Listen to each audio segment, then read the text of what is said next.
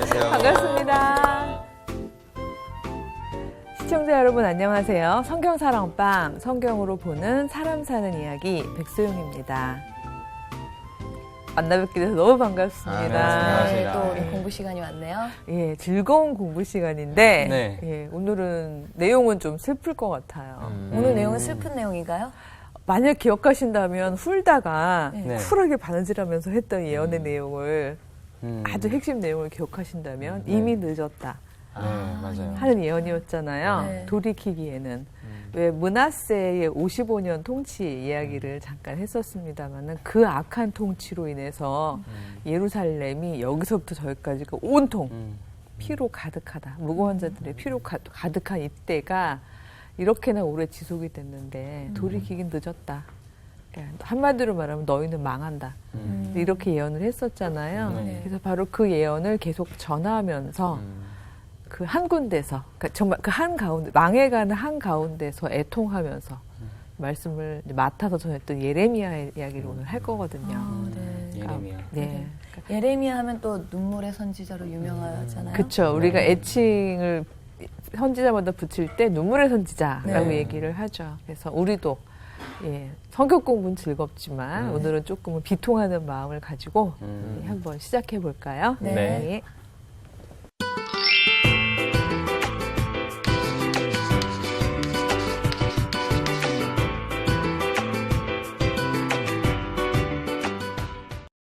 예, 예레미야는 그 요시야 왕 때 이제 예언을 이제 시작을 했었는데요. 네. 우리 요시야 하면 종교 개혁을 일으켜서 네. 이스라엘을 다시 한번 여호와 앞으로 공동체적으로 회복을 시켰던 좋은 왕, 네. 선한 왕으로 기억되고 있죠. 네. 그 한중간에 예언을 받았던 그 선지자인데 한번 그 예언을 맡았다는 그 이야기를 한번 읽어볼까 봐요. 네. 우리 인영자매님이 먼저 1장 1절에서 3절 한번 읽어봐 주세요. 네.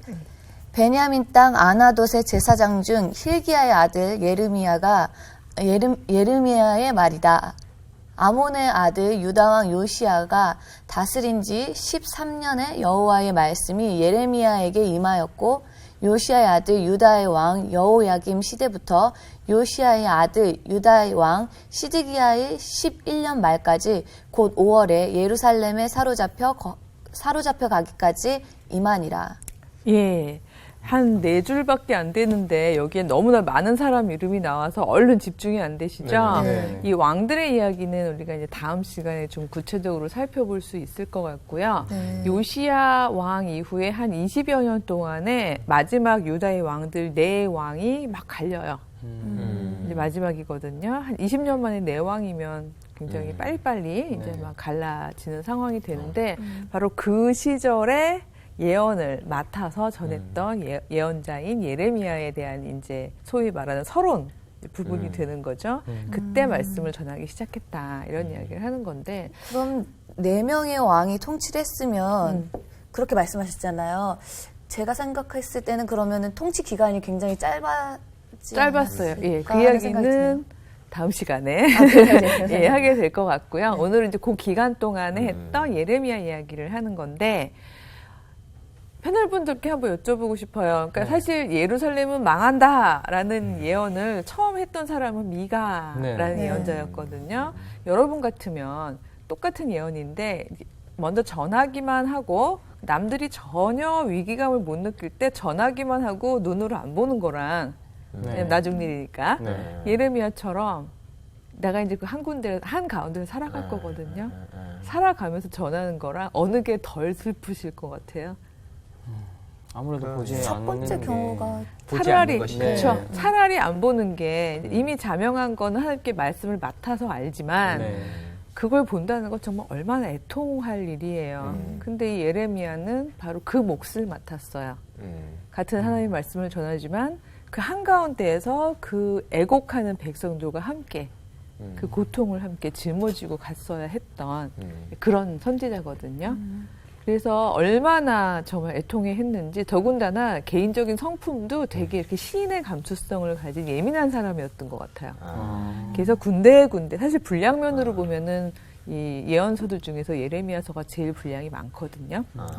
근데 군데군데 나오는 그 애통함만 제가 이제 모아서 네. 여기다가 그 용환 형제님께 좀 낭독해 달라는 부탁을 드렸었는데요. 네. 여기 4장, 8장, 9장에 있는 네. 얼마나 애통했는지 하는 이 내용을 한번 네. 예레미야의 마음을 담아서 한번 읽어봐 주세요. 네. 슬프고 아프다. 내 마음속이 아프고 내 마음이 답답하여 잠잠할 수 없으니 이는 나의 심령이 나팔 소리와 전쟁의 경보음을 들음이로다. 슬프다 나의 근심이여 어떻게 위로를 받을 수 있을까? 내 마음이 병들었도다. 어찌하면 내 머리는 물이 되고 내 눈은 눈물 근원이 됐고 죽임을 당한 딸 내 백성을 위하여 주야로 울리로다. 예, 정말 이게 시적인 표현이죠. 머리가 물이 되고, 네. 그쵸? 눈이 눈물 근원이 되었다고 이야기했는데, 이게 막 진짜 녹아 들어가는 것 같이, 예, 그 정도로 고통스럽고, 눈이 마를 날이 없다 보니까 그냥 눈물 근원이 된 이런 상황이구나라고 이야기하는데, 구절을 읽다 보면요, 이런 게 굉장히 계속해서 반복되어 나오는데, 어떨 때는 예레미야가 주어로 나오고요, 어떨 땐 또 갑자기 여호와께서 말씀하시는 통탄함으로 나오고, 또 어떨 땐 백성의 애곡으로 나오고, 계속해서 주체가 바뀌어요. 그래서 아주 주의 깊게 읽지 않으면, 그래서 이게 누가 슬픈 거지? 라고 헷갈릴 만한 이야기들이 굉장히 많이 나오는데, 사실 상관없는 것 같아요. 왜냐하면 이미 왜 요즘 아이들 잘 쓰는 말 중에 기승전 망 이런 표현들 애들이 많이 쓰거든요.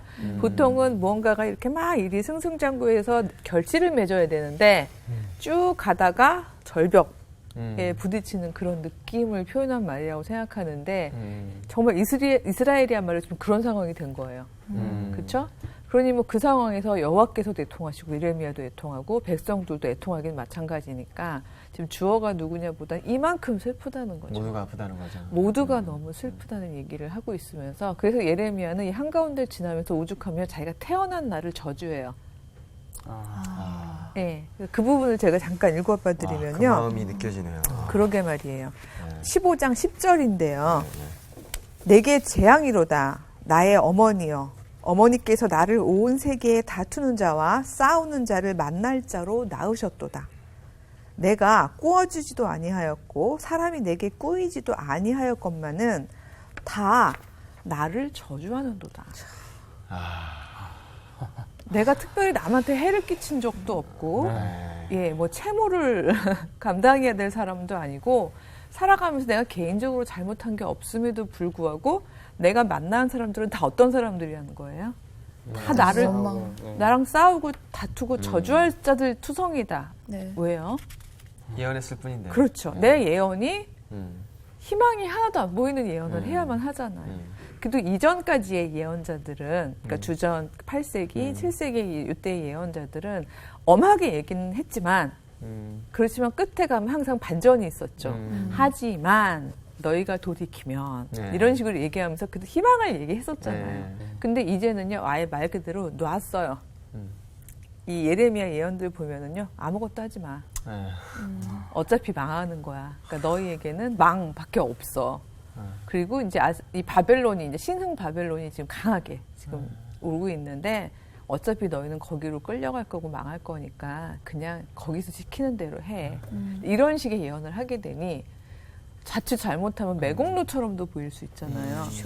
그렇죠? 그렇죠. 예, 마치 우리가 이제 그 구한말에 그냥 친일 네. 이제 했던 약간 그런 느낌처럼 친 바벨론을 하란 말이야? 이렇게 오해하는 사람이 사실 진짜 많았어요. 심지어 바벨론 왕도 오해를 했어요.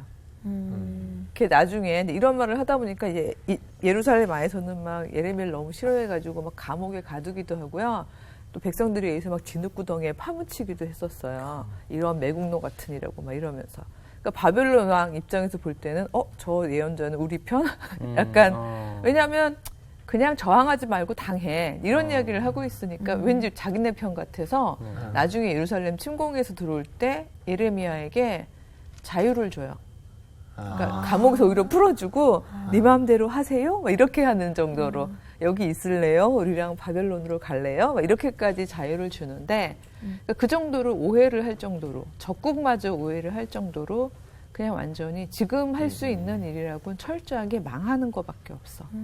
저는 참 궁금한 마음이 드는 게 이때 분명히 하나님의 마음은 분명히 어떤 마음이셨을까? 그렇죠. 무엇을 우리에게 또 이 상황에서 바라시는 마음이셨을까? 또 이런 느낌이 또 궁금하네요. 그 궁금함이 오늘 채워질 수 있을 것 같아요. 아, 네네. 예, 여기서 하나님의 마음이 이제 계속 나오게 될 텐데요. 네. 우리 그럼 공부를 조금 더 해볼까요? 네. 예. 우리 그러면 그 궁금하셨던 지연 형제님이 네네. 5장 1절에서 2절 말씀을 한번 읽어봐 주세요. 네. 너희는 예루살렘 거리로 빨리 다니며 그 넓은 거리에서 찾아보고 알라. 너희가 만일 정의를 행하며 진리를 구하는 자를 한 사람이라도 찾으면 내가 이 성읍을 용서하리라. 그들이 여호와께서 살아계심을 두고 맹세할지라도 실상은 거짓 맹세니라. 이게 사실은 하나님께서 이 이스라엘 공동체를 일단은 버리시기로 한 가장 큰 이유예요. 소돔과 고모라가 망할 때요. 아브라함이 막 계속 하나님한테 부탁했었잖아요. 네. 의인 50을 네. 인하여도 버리시겠나이까, 의인 10명을 인하여도 버리시겠나이까 하고 얘기할 때 정말 마지막까지 양보하셔서 10명이었거든요. 근데 그 의인 10명이 없어서 망했잖아요. 근데 여기에 보면 정말 마지막까지 양보하신 게 몇 명이에요? 한 사람. 한 사람. 한 사람이에요. 근데 정말 설마 이스라엘에 한 사람의 의인도 없었을까요? 예레미야 있잖아요. 예레미야 있잖아요. 또 훌다 있잖아요. 네. 그렇죠? 그럼 아직 안 죽었어요, 훌다요? 그럼요. 왜냐하면 훌다보다도 왜냐하면 우리가 요시아의 종교 개혁이 기원전 622년이었는데 그거보다 5년 전에 예레미야가 이제 이 하나님의 말씀을 맡으니까. 아니 저는 미리 공부를 해가지고 훌다가 먼저 냈고서 이제 돌아가셨구나. 예, 아니에요. 자, 의인들은 있죠. 근데 이거 조금 하나님의 과장법인가요? 살려주시겠다는 건가? 그냥. 제가 묵상하기에는 여기서 지금 보면요. 이 걸어 다닌 데가 예루살렘 거리예요. 네. 네. 그리고 넓은 거리예요. 네. 그러니까 즉 이스라엘 공동체 구석구석 제자리에서 율법을 지키면서 자기 일을 하는 사람들이 왜 없겠냐. 하지만 지금 이스라엘이 망하는 이유는 예루살렘은 수도죠. 네. 그리고 네. 넓은 거리라고 돼 있잖아요. 그러니까 소위 말해서 뭐 깨나 하는 사람들. 그러니까 말하자면 한 자리씩 하고 뭔가 이렇게 그렇잖아요. 우리도 보면 예를 들어 뭐 명동 거리. 그러니까 뭐 어느 거리가 제일 핫한가요? 넓은 거리들. 뭐 광화문 거리. 뭐 청담동 거리 이런 식으로 여의도 한복판 이런 식으로 지금 여기 본 거 예루살렘 거리라고 돼 있는 거예요. 시골 구석구석을 다니라고 그런 게 아니라 소위 난 사람들, 잘났다는 사람들, 너희들이 여호와의 도를 안다고 생각하면서 돌아다니는 사람들, 그런 사람들이 있는 거기를 가봐라. 거기에 가서 빨리 다니면서 한 사람이도 한번 찾아봐라. 있나? 입찬 소리 하고 다니는 사람들 중에 내가 보기에 여기에 나오잖아요. 그렇죠? 네. 정말 한 사람이도 정의를 행하고 진리를 구하는 자를 한 사람이도 찾으면 내가 용서한다. 일종의 지도자들 중예를 얘기하는. 지도자, 뭐 사실 지나가는 행인도 있을 수 있지만 중요한 거는 그 소위 중심, 센터. 그러니까 배제되어 있지 않고 나는 그래도 뭔가 여기서 내 한 자리 하는 사람들이야라고 얘기하는 그 모든 그 일종의 핵심 멤버들 가운데서 정의로운 자가 한 명이라도 있나? 여호와의 진리를 행하는 자가 한 명이라도 있나? 그럼 좋다. 내가 한 명을 위해서라도 이 성읍을 그냥 두겠다. 이런 정도의 얘기를 할 정도면 진짜 그래서 영어를 써서 죄송하면 토탈 커럽션이죠. 전적으로 부패한 거죠. 근데 어떻게 한 명도 없어요? 없었대잖아요, 성경에서. 말도 안 되는 것 같아요. 정말 말도 안 되지. 우리 네. 성경을 좀 볼까요? 그때 지도자들은 어땠고, 백성은 어땠고, 선지자와 제사장들은 어땠는지 우리 세 분이 다 한 번에 이렇게 읽어주셨으면 좋겠는데 우리 그럼 지도자 어땠는지 봅시다. 네. 우리 인영자매님이 5장 5절에서 6절 말씀 한번 읽어봐 주세요. 네. 내가 지도자들에게 가서 그들에게 말하리라. 그들은 여호와의 길, 자기 하나님의 법을 안다 하였더니 그들도 일제히 멍에를 꺾고 결박을 끊은지라. 그러므로 수풀에서 나오는 사자가 그들을 죽이며 사막의 이리가 그들을 멸하며 표범이 성읍들을 엿본즉 그리로 나오는 자마다 찢기니라.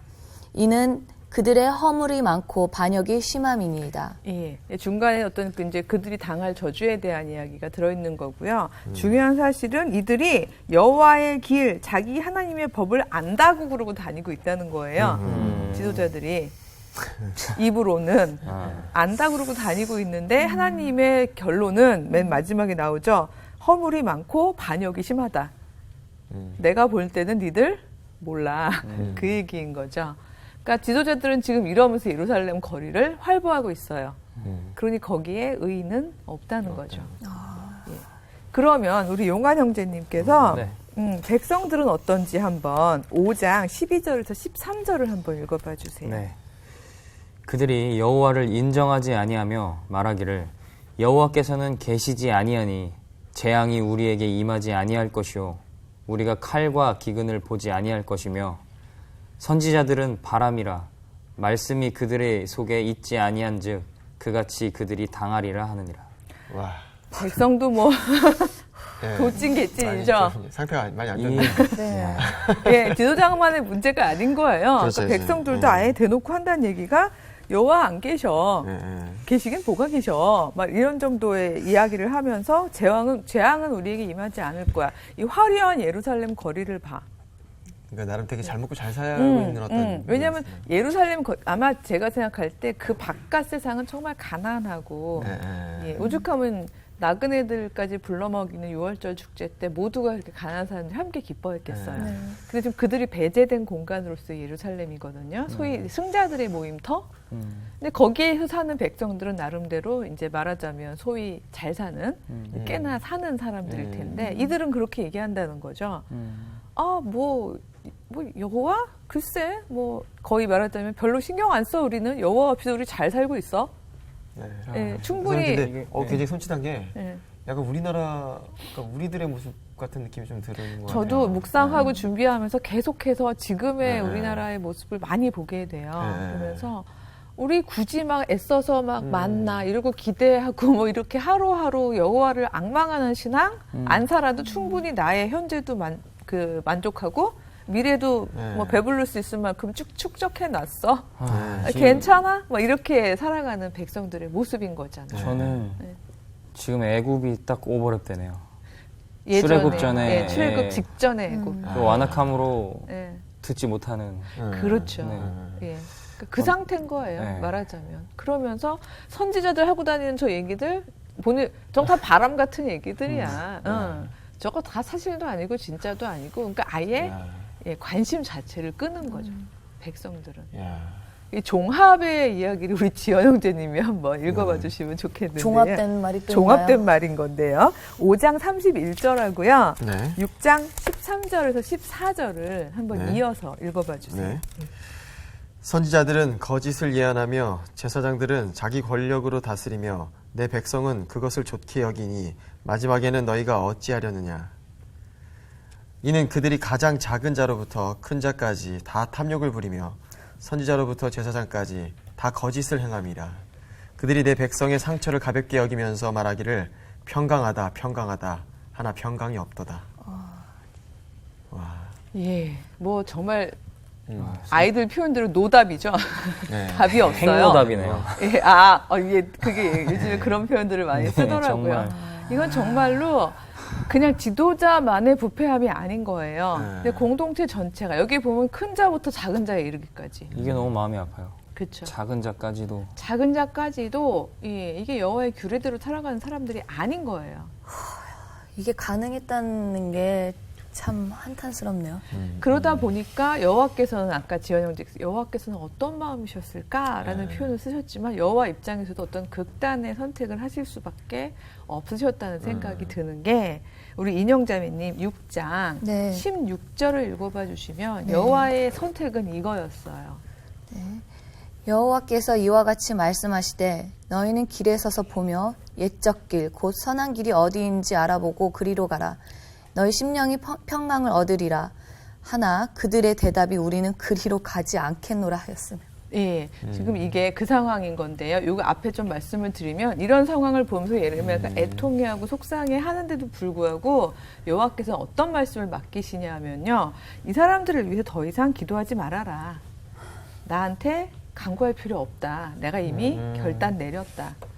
마치 출애굽할 때 바로 출애굽시켜가지고 바로 이렇게 심어서 약속의 땅에 두지 않고 40년간의 즉 이집트적인 삶의 습속을 버리는 훈련을 시키셨었잖아요. 네. 그것처럼 이 공동체가 역설적으로 다시 사는 길은 길 위에 서서 그러니까 다시 뿌리 들려서 무엇 해보라는 거예요? 옛길 여기 보니까 나오죠? 선한 길. 옛적 길, 그 선한 길이 어디인지 알아보고 그리고 그리로 가는 것밖에 답이 없다. 네. 라는 게 여호와의 말씀인 거죠. 자, 옛적의 길이 선하다고 말씀하시잖아요. 네. 여러분이 알고 있는 우리가 그동안 쭉 배워왔던 옛적 길 중에서 그러니까 지금 이들이 선택했던 길이 있었잖아요. 네. 그 길 중에서 어떤 공동체적인 살림이 선한 합의였죠? 선한 공동체적인 삶이었죠? 뭐 우선적으로 여호와를 바라보는 것? 그렇죠. 근데 우리가 구체적으로 이름을 알아요. 제가 여기다 동그라미로 해놨는데 그러니까 최선의 길은 뭐였냐면요. 여호와만을 왕으로 모시고 인간 왕 우리는 필요 없어. 우리는 고대 근동의 다른 공동체들처럼 인간 왕에 의지하지 않을 거야. 성벽 필요 없어. 우리가 건설할 것은 성벽이 아니라 이웃이야. 서로를 건설해주는 삶을 살 거야. 서로 하고 살리는. 살았던 게 사사시대였죠. 아, 저는 아마 여기서 옛적 길, 왜냐면 옛날에 그렇게 살았잖아요. 네. 그게 소위 가장 최선의 옛적 길이었던 것 같아요. 그렇게, 그래, 우리가 그렇게 살았었지. 하는 그걸 좀 알아보라는 거죠. 너무 멀리 와 있으니까. 이 이스라엘은요, 차선의 삶도 있었어요. 뭐였죠? 사사기 이후에? 열왕기. 왕을 예, 왕들의 왕 시대. 이스라엘의 왕 제도는 다른 왕들의 시스템하고 좀 달랐다 그랬죠. 네. 인간 왕은 신을 대체하는 존재가 아니었잖아요. 네네. 똑같이 여호와의 백성이었죠. 네. 그러니까 이 차선은 말 그대로 야훼 왕을 인정을 하되, 예, 인간 왕이 있긴 하거든요. 근데 이 인간 왕은 야훼 왕을 대체하는 게 아니라 인간 왕도 야훼의 백성이죠. 네. 예, 다만 백성 대표 정도인 거예요. 그러니까 바로 이런 삶을 사는 게 차선이었잖아요. 이 차선의 삶을 아름답게 보여줬던 왕들이 뭐 다윗, 히스기야, 네. 요시야 이런 선한 왕들이 조금 있었죠. 그것도 제가 볼 때는 여호와께서 가하다라고 얘기하셨던 차선의 옛적 길이었을 것 같아요. 선한 길. 근데 므낫세의 길은 그렇지 않았거든요. 그러니까 결국은 어쩔 수 없다. 니네 길가에 서서 불안하게 서서 등 따시고 배부른 상태로는 도저히 기억을 못하겠다 하니 듣지도 않겠다 하니 어쩌겠냐. 다시 불안한 삶을 사는 수밖에. 다시 광야로. 다시 광야로 나가는 수밖에. 다시 끌려 나가는 수밖에. 히브리인으로 다시 살아. 다시 히브리가 되는 수밖에. 라고 이야기를 하고 계시는 거죠. 예레미야 입장에서 알았기 때문에 아무 짓도 하지 마라 라고 이야기한 거지. 예레미야가 우선 친바벨론을 하려고 보니까 이집트 망하게 생겼어요. 바벨론이 새로운 신흥 제국이에요. 그러니까 저기 붙는 게 낫겠다 싶어서 한 소리는 아니었거든요. 근데도 이제 사람들이 볼 때는 쟤는 친바벨론? 이러고서는 이제 사실은 매국노 취급을 하게 되는 건데 예레미야 막 감옥에도 끌려가고 진짜 인생 자체가 너무나 힘들었어요. 그래서 예레미야는요 평생 독신으로 살았어요. 왜냐하면 세상이 망이잖아요. 그게 본인의 고백에 따르면 하나님께서 그렇죠. 여호와께서 그렇게 말씀을 주셨다고 그래요. 너 아내 만들지 마라. 아이들 낳지 마라. 어차피 생명을 낳아놓으면 그 생명에겐 당할 거라고는 고통밖에 없다. 요즘 청년들이 무슨 뭐 3포, 5포, 네. 그런 말이 7포, 있어요? 네. 나가 다 N포라고 그러죠. 네. 이런 세대라는 얘기가 있는데 3포가 그거잖아요. 연애, 출산, 연애, 결혼, 출산을 네. 포기하는 세대죠. 근데 이거 포기하겠단 말이에요. 예레미야는. 왜냐하면 너무 고통스럽기 때문에. 이제 다른 것은 지금은 스스로들 포기한다는 거죠. 예, 그렇죠. 그러니까 스스로를 포기하는데 어떤 면에서는 저는 지금 예레미야 시대랑 같은 세대는 아니지만 그 청년들의 어떤 그런 그러니까 스스로라는 표현을 쓸 때 어떤 친구들도 비자발적 포기들이 있는 경우들을 제가 보게 돼요. 대학부도 가르쳐보고 청년부도 가르쳐보면. 근데 물론 여호와께서 주실 것이다라는 신앙을 가지고 살아갈 수 있는 신앙을 저희가 가져야 하지만 어떤 이 구조적으로 우리도요. 어떤 면에서는 되게 우리도 설마 이 기승전 망하는가? 망의 상태. 그러니까 물론 제가 제 공동체를 향해서 그런 말을 하고 싶진 않죠. 그렇지만 여러모로 여호와의 법도를 지키지 않는 거 아닐까? 제사장, 뭐 지도자, 백성, 큰 자에서부터 작은 자에 이르기까지 모두가 다 설마 이런 상황에 있는 거 아닐까? 그래서 예루살렘 거리만 북적이지. 그 바깥 세상에서 진짜 아사, 과로사, 인간 취급 못 받는 많은 사람들의 고통을 못 보고 있는 거 아닐까? 예. 근데 그들 중에 청년들도 있거든요. 또 청년이 더 많거든요. 그래서 그런 모습을 또 이렇게 묵상하다 보면, 예, 그러니까 반드시 이기적인 것만은 아니라는 또 생각이 들어요. 그래서 어떤 그런 삶을 예레미야는 살았던 거예요. 예, 계속해서. 그래서 어쩔 수 없다. 그냥 길 위에 서라. 예, 그래서 너희는 그냥 불안한 삶을 살면서 알아보고 선택을 해라. 이런 이야기를 하는 거죠. 이러니 예레미야가 맨날 울 수밖에요. 그렇죠. 그러니까요. 울 수밖에 없는 거죠. 그래서 이제 명확하네. 사람이 그렇잖아요. 불안하면 오직 여호와만 붙잡잖아요. 네. 예. 그래서 여호와를 붙잡으려면 결국 그렇죠. 아까도 얘기했지만 말로만 나 여호와 알아 라고 지도자들이 얘기하지만 말로만 하지 그들은 정말 마음이나 행함이 없는 거잖아요. 그러니까 여기서 굉장히 중요한 말을 부탁을 하는데 길 위에 서서 불안한 상태에서 너희가 해야 될 일은 이거다 라고 부탁해 주시는 말씀이 우리 네. 지연 형제님이 읽어봐 주시면 좋겠는데요. 9장 26절이에요.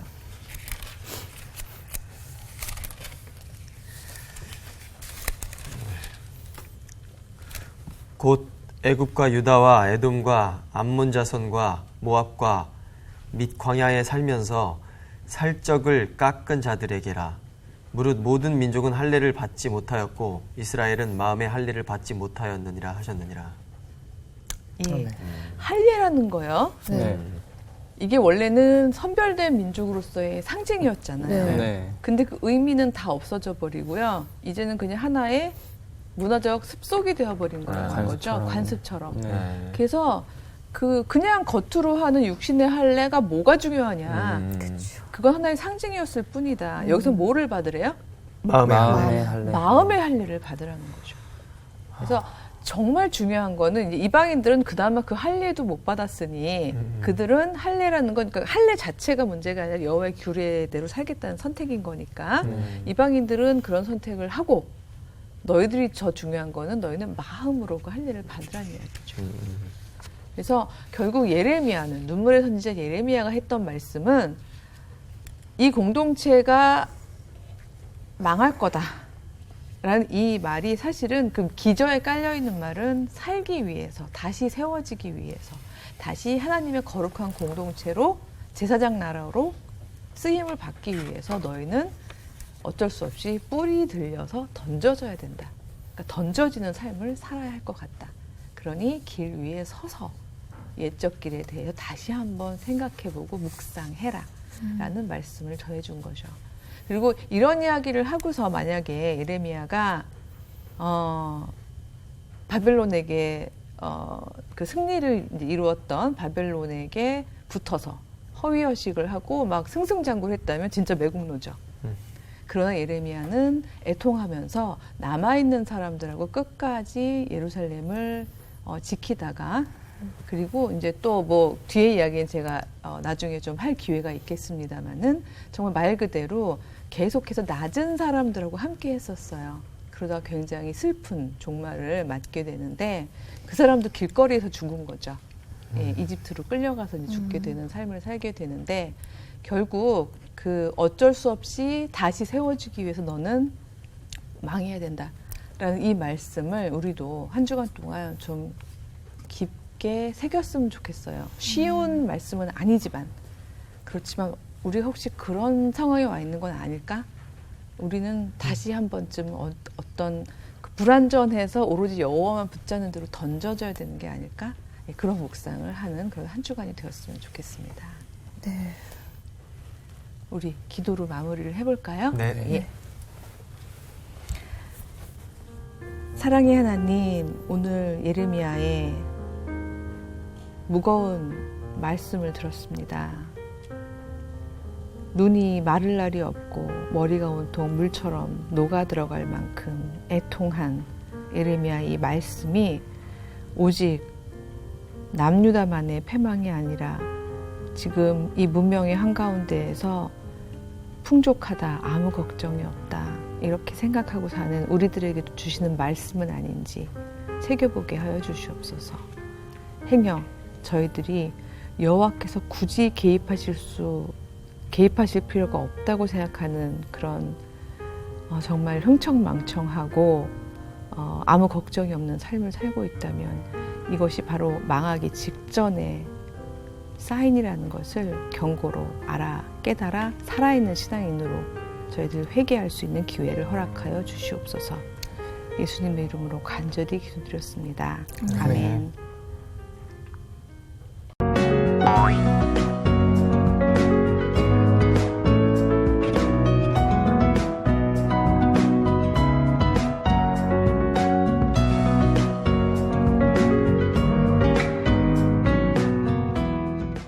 성경사랑방, 성경으로 보는 사람 사는 이야기, 다음 시간에 다시 찾아뵙겠습니다. 감사합니다.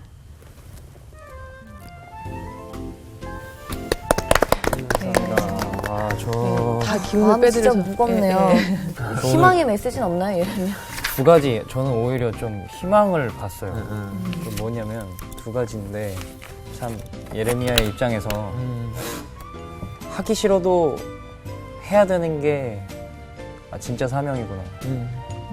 그런 것과 아무리 훌륭한 선지자들이 있어도 프로그램에 도움을 주신 분들께는 성경 사랑방이 제공하는 책과 CCM 음반, 그리고 성경을 쉽게 만날 수 있도록 만화로 제작된 최고의 자습서 성경 2.0을 드립니다.